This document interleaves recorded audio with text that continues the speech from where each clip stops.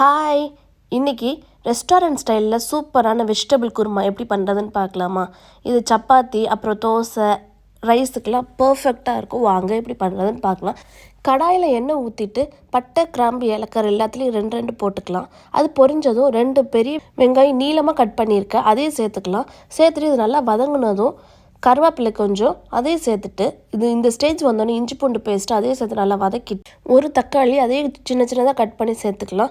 இது நல்லா வதங்கினதும் இது கூட கொஞ்சம் மஞ்சத்தூள், 1 ஸ்பூன் மிளகாத்தூள், 1/2 ஸ்பூன் மல்லித்தூள், 1/2 ஸ்பூன் சீரகத்தூள், அப்புறம் கொஞ்சம் உப்பு இது போட்டு நல்லா இந்த மசாலாவோட ஸ்மெல் போகிற வரைக்கும் நல்லா 2 நிமிஷம் வதக்கிட்டு நான் கட் பண்ணி வச்சுருந்த வெஜிடபிளை சேர்த்துக்கிறேன்.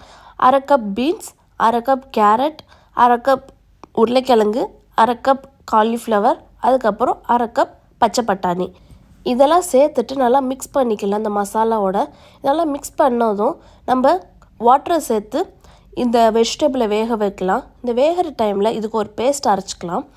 அதுக்கு 1/2 கப் தேங்காய், அந்த தேங்காய் கூட 1/2 ஸ்பூன் சோம்பு, 2 டீஸ்பூன் பொட்டுக்கடலை, அப்புறம் காரத்துக்கு 2 பச்சை மிளகாய் இது தண்ணி சேர்த்துட்டு நல்லா பேஸ்ட் மாதிரி அரைச்சிக்கலாம்.